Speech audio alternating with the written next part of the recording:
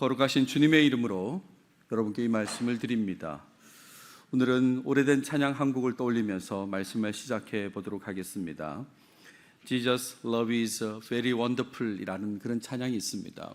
들어보시면 다 아는 찬양입니다. 이렇게 시작합니다. 그래서 우리말로 번역되기를 예수님의 사랑 신기하고 놀라워 라고 번역돼서 불리는 찬양이고, 어릴 때 참 많이 불렀던 찬양입니다. 예수님의 사랑 신기하고 놀라워, 오 크신 사랑, 하늘 그보다 높고 바다 그보다 깊고 우주 그보다 넓은 오 크신 사랑, 이렇게 불렀습니다. 지금 와서 보니까 이 부분요, 하늘보다 높고 바다 그보다 깊고 우주 그보다 넓다라는 이 표현은 우리말로 많이 의역해서 번역한 거다라는 걸 알 수 있습니다. 왜냐하면 원래 가사에는 하늘, 바다, 우주는 등장하지 않습니다. 원래 가사는 정말 높습니다라는 거죠. 높아요. 당신이 거기를 넘어설 수 없을 만큼 높습니다. 또 정말 낮다고요. 깊다고요. 당신이 그 밑으로 갈 수 없을 만큼 그렇게 깊다. 또 정말 넓다고 합니다. 당신이 그 주위를 돌아볼 수 없을 만큼 넓다. 그런 건데, 그걸 이제 우리말 운율에 맞춰서 번역하다 보니까 하늘보다 높고 바다보다 깊고 우주보다 넓다, 이렇게 이제 번역을 한 거죠. 핵심은 예수님의 사랑은 놀랍게도 너무나 높고 깊고 넓다, 그 얘기를 하는 찬양입니다. 이 찬양을 만든 사람의 예수님 사랑에 대한 그 고백, 높고 깊고 넓은 그 고백을 혹시 여러분 삶 속에서 느낀 적이 있으십니까? 정말 그렇다, 예수님 사랑은 정말 높고 깊고 넓다라고 그렇게 느낀 적이 있는지 제가 묻고 있습니다. 만약에 있다면 얼마나 자주 느끼고 고백하며 살아가십니까? 느낀 적이 있긴 있는데 한 30년 됐는데 혹시 그러십니까? 아니면 지금도 계속해서 느끼고 계십니까? 예수님의 사랑이 높고 깊고 넓다고 알고 있고 또 찬양도 부르지만 정작 자신의 삶에서 잘 느끼지 못한다면, 다 알고 있습니다. 주님의 사랑이 얼마나 높고 깊고 넓은지 알고 있고 찬양도 부르지만, 그러나 정작 자신의 삶에서 잘 느끼지 못한다면, 그렇다면 매우 답답한 신앙생활을 할 수밖에 없는 거죠. 알고만 있고 전혀 느낌이 없는, 경험하지 못한 이 삶을 사는 게 얼마나 답답합니까? 신앙생활을 하면서 예수님의 사랑에 대해서 들어본 적이 없다고 할 사람은 아무도 없을 것입니다. 오늘 이 자리에 계시면서 나는 예수님의 사랑에 대해서 처음 들어봤다, 혹시 이런 분 계십니까? 아마 없을 거예요. 찬송가 563장 예수 사랑하심을 이 찬송만 불러도 알 수 있지요.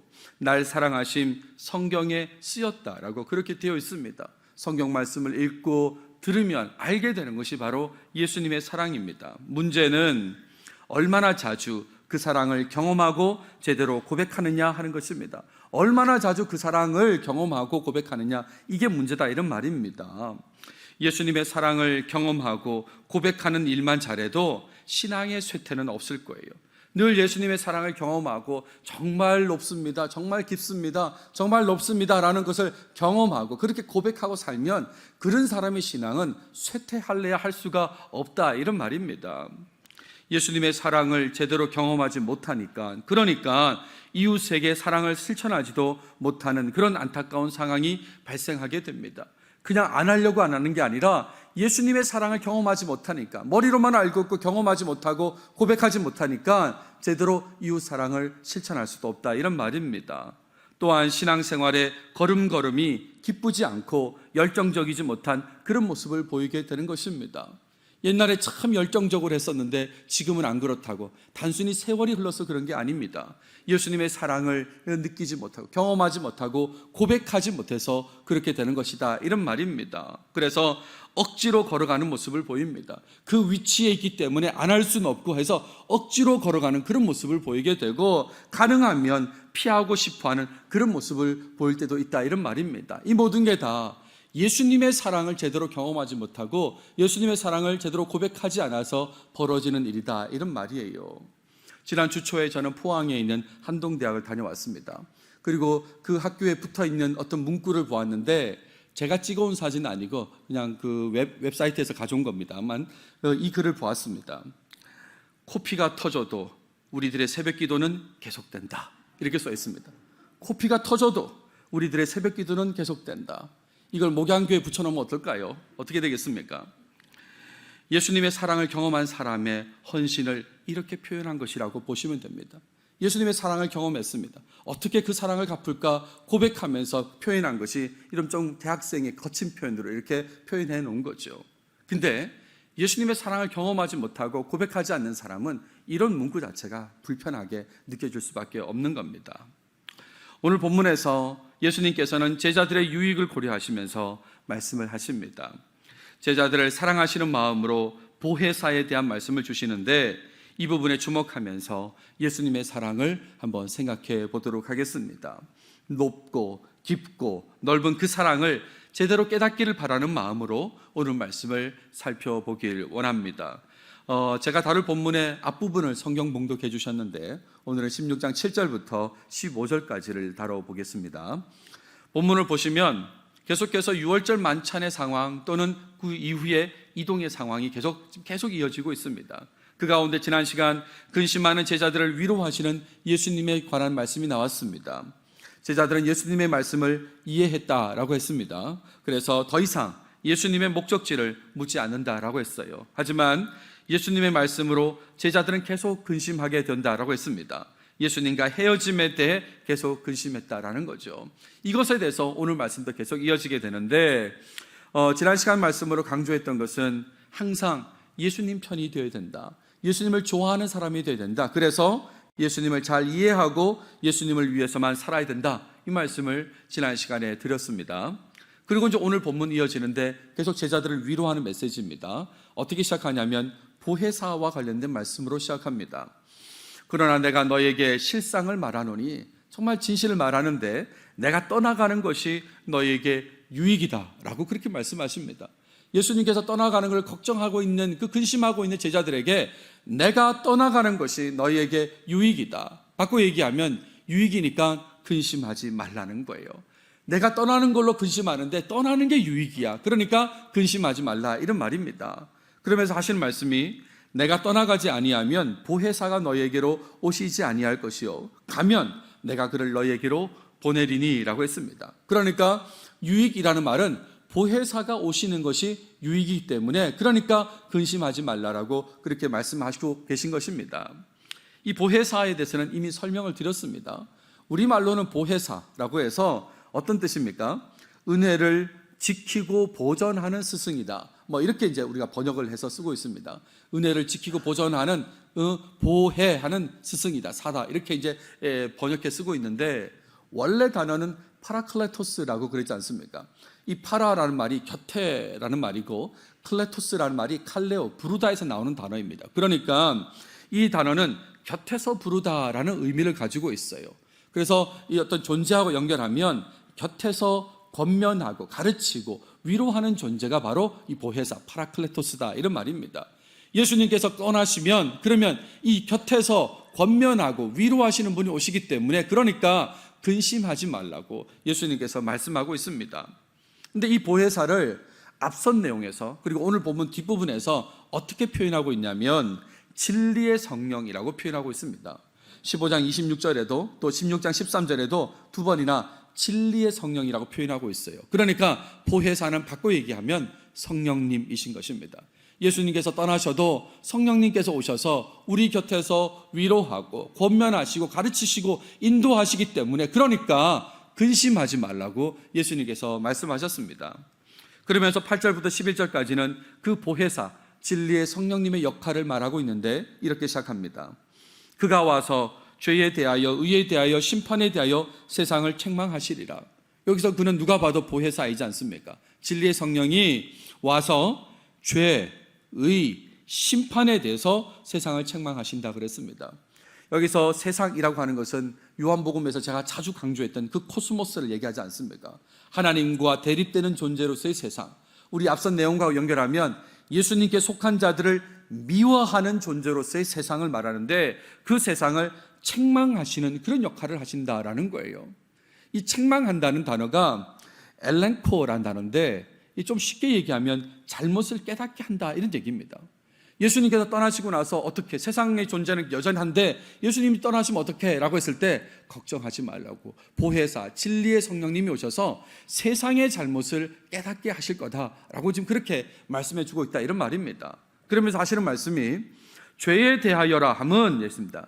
죄는 무슨 말이냐면 그들이 나를 믿지 아니함이요 라고 말씀하시죠. 여기서 그들은 세상을 말합니다. 그러니까 세상의 죄의 핵심은 예수님을 믿지 않는 것이라는 것을 분명히 지적하고 깨닫게 하신다, 이런 말이에요. 예수님이 떠나셔도 성령 하나님께서 계시기 때문에 성령님께서 세상의 죄는 곧 예수님을 믿지 않는 것이다, 이걸 깨우쳐준다, 이런 말입니다. 깨우쳐준다. 이 16장 3절 보세요. 그들이 이런 일을 할 것은, 핍박할 것은 세상이요 아버지와 나를 알지 못함이라. 이미 밝히셨어요. 알지 못한다는 것은 곧 믿지 않는다는 말하고 연결되는 말인데, 그러니까 믿지 않음이 죄다, 잘못이다 라고 하는 것을 성령님께서도 깨우쳐 주신다, 이런 말입니다. 그리고 이어지는 의에 대한 얘기인데 이건 조금 이해하기가 어렵습니다만 한번 보십시오. 의에 대하여라 함은 내가 아버지께로 가니 너희가 다시 나를 보지 못함이요 라고 했습니다. 왜 이 부분이 어렵냐면 내가 아버지께로 가니까 그들이, 세상이 다시 나를 보지 못할 것이다, 이게 의로움이다, 공의롭다, 나를 믿지 않았으니까 나를 못 볼 거야, 이렇게 하면 좀 이해가 쉬운데 너희라고 한 거예요. 너희라고. 그들로 표현된 세상이 아니라 제자들을 표현하는 너희라고 한 겁니다. 의에 대해서 잘못을 깨닫게 한다고 하는 그 얘기를 할 때 의에 대하여라 함은 내가 아버지께로 가니까 너희, 제자들 너희가 다시 나를 보지 못하며, 이게 어떻게 연결될까라고 생각했을 때 결론부터 말씀드리면 많이 생략되어 있는 문장입니다. 그러니까 이 문장 다음에 그냥 이어지는 내용들이 있는데 완전히 축약해가지고 지금 이렇게 표현한 거죠. 그러니까 제 말로 바꾸면 이런 겁니다. 예수님을 다시 보지 못하는 제자들 너희가 진리의 성령님의 가르침 속에서, 성령님이 가르쳐 주시지 않습니까? 곁에서, 그 속에서 세상의 의가 헛된 종교적인 의라는 것을 깨닫게 만든다, 그런 얘기입니다. 위선을 드러내게 된다, 이런 얘기예요. 그러니까 의에 대하여라 함은 내가 아버지께로 가니 너희가 다시 나를 보지 못하며, 보지 못해서 어떻게 된다는 말입니까? 성령 하나님의 깨우침, 가르침을 받게 된다, 이런 말입니다. 그래서 그 가르침을 가지고 제자들이 세상의 잘못된 의를 드러내는 겁니다. 위선적인 거, 종교적인 형식에 치우친 그 의라는 것을 드러낸다, 이런 말이죠. 그렇게 돼서 무엇이 잘못됐는지를 깨닫게 된다, 그 얘기를 하고 있는 것입니다. 마지막 심판에 대하여라 함은 심판은요 이 세상 임금이 심판을 받았습니다 라고 말하고 있습니다. 이 세상 임금이라는 표현은 앞서 나온 적이 있습니다. 사탄을 얘기한다라고 쉽게 생각하시면 되겠어요. 12장 보세요. 이제 이 세상에 대한 심판이 이르렀으니 이 세상의 임금이 쫓겨나리라. 그때도 한번 언급된 적이 있습니다. 그러니까 예수님의 승리로 인해서 이 세상의 임금 사탄이 정죄를 받게 된다. 이것도 깨우치게 하는 것이 바로 성령 하나님, 성령님이시다, 이런 얘기죠. 그러니까 세상의 잘못을 깨닫게 하시는 것이 보혜사의 역할인데 죄에 대해서는 믿지 않아서 그게 죄라는 것을 깨우쳐 주시고, 의에 대해서는 잘못된 위선적인 종교적 형식의 의라는 것을 또 깨우쳐 주시고, 결국에는 이 사탄이 정죄받아 심판받게 되는 걸로 깨우쳐 주시는 그 역할을 하는 그 분이 성령 하나님이시다, 이런 말입니다. 예수님이 떠나셔도 이 잘못에 대해서는, 세상의 잘못에 대해서는 계속해서 깨닫게 하시는 그런 부분이 계시다라는 것이죠. 근심하지 말라, 그 얘기를 하는 겁니다. 12절 보세요. 전해주시는 말씀에 한계도 말씀하십니다. 내가 아직도 너에게 이를 것이 많으나 라고 했습니다. 예수님께서 떠나시는데 떠나시는 입장에서 해주실 말씀이 많았던 것 같아요. 그런데 지금은 너희가 감당하지 못하리라 라고 했어요. 감당하지 못한다. 제자들의 이해의 능력을 알고 계시기 때문에 그러니까 다 말씀해 주지는 않으세요. 하지만 앞서 보혜사의 역할에 대해서 언급했다면 그 부분에 대해서는 좀 더 추가적으로 두 번째 역할, 세 번째 역할도 말씀하십니다. 13절 보세요. 보혜사의 이 두 번째 역할을 말씀하시는데 그러나 진리의 성령이 오시면 그가 너희를 모든 진리 가운데로 인도하신다 그랬습니다. 진리의 성령님께서 어떤 역할을 하시냐면 너희를 모든 진리 가운데로 인도하신다는 거예요. 예수님께서 이 땅에 계실 때는 예수님께서 그렇게 하셨습니다. 근데 예수님이 떠나신 다음에는 보혜사 성령님이 예수님을 대신해서 진리 가운데로 너희를 인도하신다. 그러니까 근심하지 말라라고 얘기하는 거예요. 그가 스스로 말하지 않고 오직 들은 것을 말하며 성령 하나님께서는 들은 것을 말한다고 그랬습니다. 이게 무슨 말일까요? 예수님을 대신한다 그 얘기지 않습니까?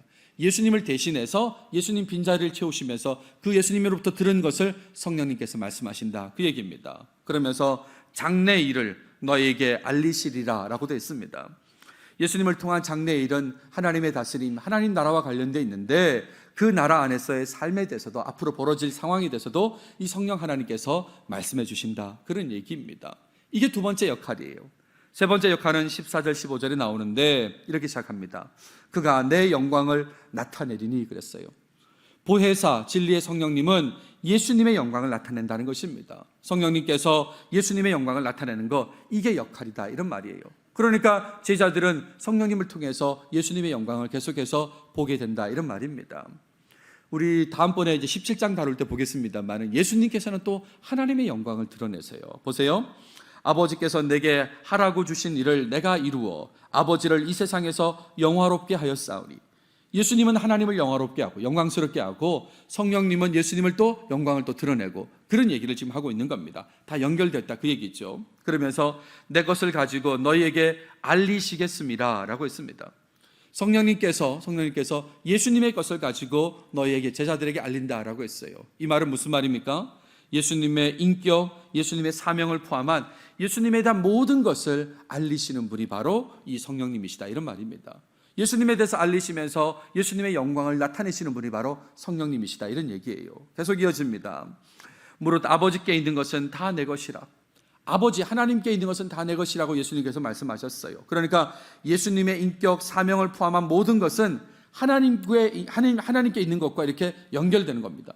예수님 것은 곧 하나님 것입니다. 그런데 또 성령님은 예수님의 것을 가지고 또 알리시고 이렇게 다 연결된다 이런 말이죠. 그래서 그가 내 것을 가지고 너희에게 알리시리라 하였노라 라는 것은 하나님, 예수님, 성령님이 다 연결되어 있다라는 그 얘기를 하고 있는 것이에요.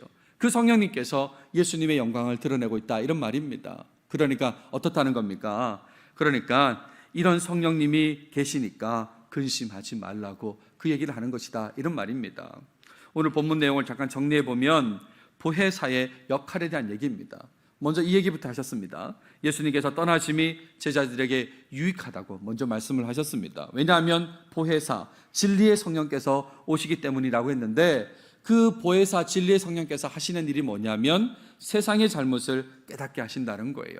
죄와 의와 심판에 대해서 예수님이 안 계셔도 보혜사 성령께서 이걸 다 깨닫게 하신다는 겁니다. 뿐만 아니라 진리 가운데로 제자들을 계속해서 인도하고 계시고 그리고 예수님의 영광을 나타내시기도 한다. 그 역할을 지금 말씀하고 있는 거죠. 그러니까 근심하지 말라. 오히려 너희에게 유익이다라고 그렇게 말씀하셨다 이런 말입니다. 예수님의 떠나심에 대해서 근심하는 제자들을 위해서 예수님께서는 사실은 13장부터 계속해서 말씀을 주십니다. 우리가 익숙하게 여기는 세족식 장면이지만 그때부터 벌써 예수님은 제자들에게 위로의 말씀으로 계속해서 말씀을 주셨어요. 특히나 이 보혜사와 관련해서는 14장에서도 15장에서도 오늘 16장에서도 연속해서 언급하고 있습니다. 계속 그 장마다 보혜사를 계속 언급하고 계시다 이런 말입니다. 그리고 오늘 본문에서는 강조하는 게 하나 있는데 그게 뭡니까? 내가 떠나가는 것이 너희에게 유익이다라고 하는 그 말씀도 강조하고 있습니다. 보혜사가 오신다는 말씀을 하시면서 이게 너희한테 유익이라고 제자들을 유익하게 하려는 목적으로 보혜사를 언급하셨다 이런 말입니다. 이런 보혜사, 진리의 성령님께서 지금도 우리와 함께하고 계시다는 것도 기억할 필요가 있다는 말씀을 드립니다. 예수님 당시에 제자들을 위로하기 위해서 언급된 보혜사이지만 그 보혜사 성령님께서 지금도 우리와 함께하고 계시다는 것을 여러분 꼭 기억하십시오. 지금도 성령님께서는 세상의 잘못을 깨닫게 하시고 우리를 진리 가운데로 인도하시고 예수님의 영광을 드러내고 계시다 이런 말이에요. 지금도 그렇습니다. 이 말은 여전히 우리의 유익을 위해서도 활동하신다 이런 말입니다. 과거 제자들의 유익을 위해서 보혜사를 언급하셨고 그 보혜사가 지금도 활동하고 있다면 예수님께서는 지금도 우리의 유익을 위해서 이렇게 행하신다는 것을 알 수 있는 것입니다.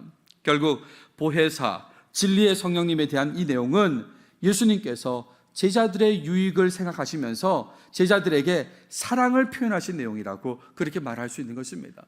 얼만큼 제자들을 사랑하시는지를 보여주시는 내용이다, 이런 말이에요. 이웃 사랑을 실천하길 바라시는 말씀을 주셨습니다.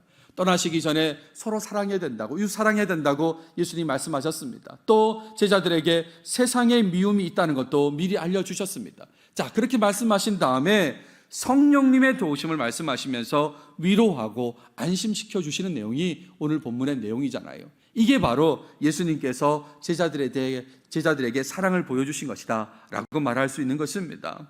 특별히 본문 속에 나왔지만 제자들이 이해하기 어려운 것은 빼셨습니다. 말하지 않겠다고 하셨고요, 잘 이해할 수 있도록 보혜사의 역할에 대해서 말씀해 주신 것을 우리가 보게 되었지 않습니까?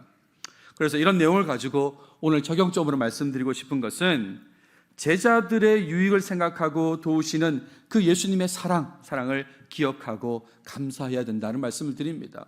제자들의 유익을 생각하고 도우시는 예수님, 그 제자의 그 카테고리 안에 우리가 속해 있다면 우리의 유익을 생각하고 도우시는 그 예수님의 사랑을 기억하고 감사해야 된다, 이 말씀을 드립니다. 사실 예수님을 삶의 주인과 구원자로 믿게 된 것, 그래서 예수님께 속한 자가 되어서 영생을 얻게 된 것, 그것만으로도 감사하죠. 그것만으로 감사한데, 그런데 그런 우리의 유익을 위해서 성령님을 보내주신 건 정말 더 감사하다, 이렇게 말할 수 있지 않습니까? 영생 얻게 한 것만으로도 충분한데, 그런데 매 순간 성령 하나님을 또 보내주셔가지고, 그래서 진리 가운데로 인도하시고 무엇이 잘못된지 깨우치게 하시고, 그런데다가 예수님의 영광을 보여주시니까, 그러니까 얼마나 감사한 일입니까? 예수님을 주님으로 부르고 따른다고 하면서 스스로를 제자라고 표현하지만 예수님을 따라 살지 못할 때가 얼마나 많습니까? 예수님의 제자라고 하는데 따라 살지 못할 때가 많아요. 본문의 제자들처럼 예수님을 위한 생각보다 자신의 유익만 생각하고, 선생님 떠나면 어떡하지? 그 생각만 하고 있는 거예요. 그러면서 개인적인 근심에 빠질 때도 있지 않습니까? 성경 본문의 제자들만 그런 게 아니라 오늘을 살아가는 우리도 그럴 때가 있습니다. 내 유익만 생각하고 자신에게만 집중하다 보니까 근심에 빠질 때가 있어요. 이런 우리를 책망만 하지 않으시고 사랑을 베풀어 주시는 분이 바로 예수님이시다, 그런 얘기입니다. 깊고 높고 넓은 사랑을 베푸시는 분이 바로 예수님이시다, 이런 말입니다. 진리의 성령님을 보내주셔서 세상의 잘못을 깨닫게 하시고 진리 가운데로 가게 하시고 예수님의 영광에 주목하게 하신다, 이런 말입니다. 한마디로 예수님의 제자답게 살 수 있도록 계속 도와주시는 분이 바로 예수님이시다, 이런 말이에요. 제자답게 사는 게 우리에게 유익하기 때문에 그런 거지 않습니까? 그래서 계속해서 성령님을 통해서 말씀하시고 인도하신다, 이런 말입니다. 이런 예수님의 사랑에 감사하시고 성령님의 인도하심에 바르게 반응하면서 살아가시는 여러분들이 다 되시길 바랍니다. 잊지 말아야 될 곳에 잊게 되고, 보고 듣지 말아야 될 것을 보고 듣고, 하지 말아야 할 말과 행동을 할 때가 있다면, 그렇다면 성령님을 통한 음성을 들으셔야 되는 것입니다. 멈추라고, 돌이키라고 하는 그 성령님, 옆에서 이렇게 지금 권유하시고 인도하시는 그 성령님의 음성을 들어야 된다, 이런 말입니다. 나의 유익을 위해서 들려주시는 그 사랑의 음성에 반응해서 돌이켜야 된다는 말씀이에요. 그 음성을 무시하고 계속 좋지 않는 모습을 보인다면, 그렇다면 제자라고 할 수 없는 거죠. 본인이 아무리 제자라고 해도 그 음성을 무시하고 살면 제자라고 할 수 없습니다. 아무리 자신이 예수님의 제자라고 해도 그렇게 될 수가 없어요. 말씀을 보십시오. 마태복음 7장에 이와 같이 좋은 나무마다 아름다운 열매를 맺고 못된 나무가 나쁜 열매를 맺나니 좋은 나무가 나쁜 열매를 맺을 수 없고 못된 나무가 아름다운 열매를 맺을 수 없느니라. 제자라고 계속 얘기한다면, 좋은 나무라고 한다면 성령님의 음성을 듣고 거기에 바르게 반응해야 되는 것입니다. 주님의 사랑으로서 성령님께서 들려주는 음성에 바르게 반응해야 된다, 이런 말입니다. 예수님께서 기뻐하시지 않는 길을 갈 때에 성령님의 음성이 들린다면 글로 가면 안 된다고, 그렇게 하면 안 된다고 성령님의 음성이 들리신다면 여전히 계속되고 있는 예수님의 사랑에 감사하면서 돌이키시기 바랍니다. 나를 아직도 기억해 주시는구나, 나를 바로 세우시려고 좀 이렇게 하시는구나 생각하시고 감사하면서 돌이켜야 된다, 이런 말이에요. 성령님은 곁에서 권면하고 위로하시며 인도하시는 보혜사라고 그랬지 않습니까? 멀리 계시는 분이 아닙니다. 곁에서 권면하고 가르치고 위로하고 인도하시는 분이니까, 그러니까 그 성령님의 음성은 주변에서 찾을 수 있는 겁니다. 가까운 곳에 있는 것이다, 그렇게 생각하셔야 되는 거예요. 내 안에서 그 음성이 들릴 수도 있습니다. 주위 사람들을 통해서 그 음성을 들을 수도 있습니다.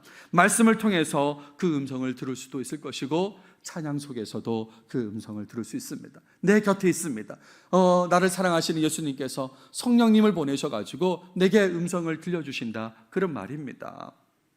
저희 개인적 얘기를 좀 해보겠습니다. 어릴 적입니다. 찬양을 듣고 부르면서 예수님 앞에서 나의 존재가 어떤 것인지 깨달은 적이 있습니다. 한참 어릴 때라고 생각드는데, 그 찬양을 부르면서 내가 이런 존재구나 하는 것을 깊이 깨달은 적이 있어요. 그 찬양이 뭐냐면 주는 우리의 기쁨이라는 찬양입니다. 아시는 분도 있을 텐데, 찬양이 이렇게 시작합니다.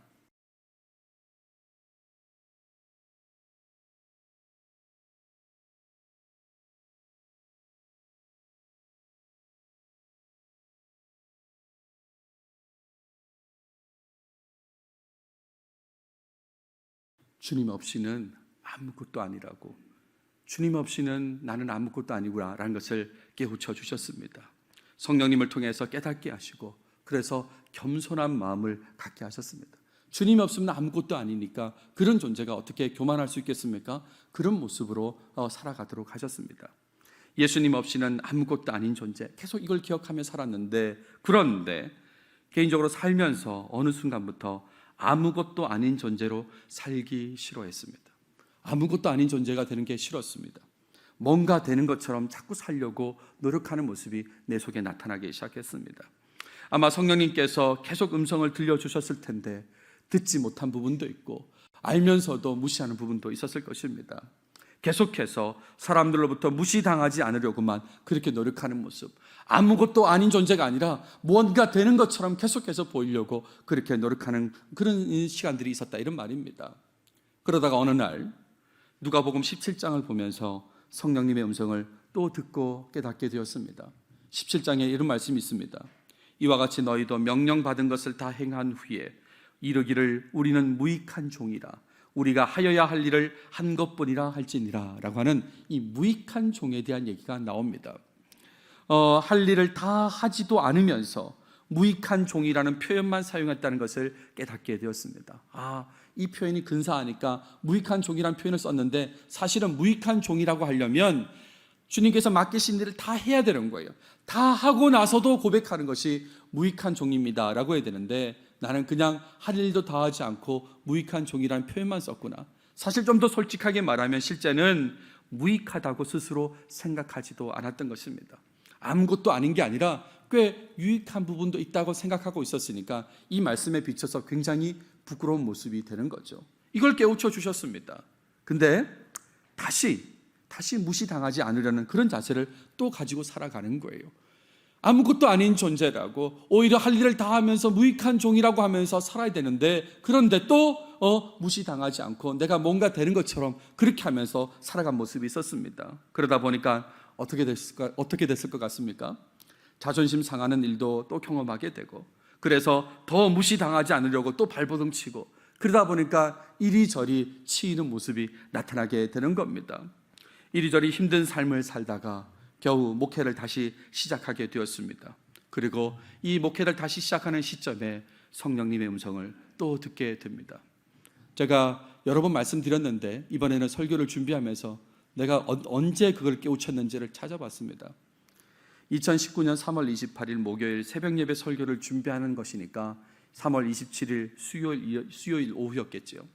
수요일 오후에 사무엘하 9장 말씀을 보면서 설교를 준비하고 있는데, 이 말씀이 눈에 띄었습니다. 그가 절하여, 무비보셋이 다윗에게 절하여 이르되, 이 종이 무엇이기에 왕께서 죽은 개 같은 나를 돌아보시나이까. 죽은 개 같은 나라는 표현에 꽂혔습니다. 계속해서 이 말씀을 보고 또 보게 되면서 주님 없이 아무것도 아닌 존재라는 것을 다시 깨닫게 되는 것입니다. 분명히 알려주셨습니다. 그리고 그렇게 살았어야 되는데, 아무것도 아닌 존재가 되기 싫어서 뭔가 된 것처럼 하려다가 이리저리 치이다가, 그리고 이제 와서 다시 보는 겁니다. 죽은 개 같은 나라고, 아무것도, 주님 없이는 아무것도 아닌 존재라고 알려주셨어요. 성령님의 음성 속에서 오래 기다리신 예수님의 사랑을 깊이 느끼게 된 것입니다. 참 오래 돌아왔구나. 그냥 처음부터 깨닫고 그대로 바로 살았으면 되는데 그게 돌고 돌고 돌아서 이제서야 다시 죽은 개 같은 나라는 것으로 아무것도 아닌 존재라는 것을 깨우치게 되는구나. 정말 주님 나를 사랑하시는구나 라는 것을 알게 되었습니다. 그리고 그때쯤에 찬양을 한 곡 알게 되었습니다. 그 찬양은 여러분도 잘 알고 계시는 곡인데, 나는 아무것도 아닙니다 라는 찬양입니다.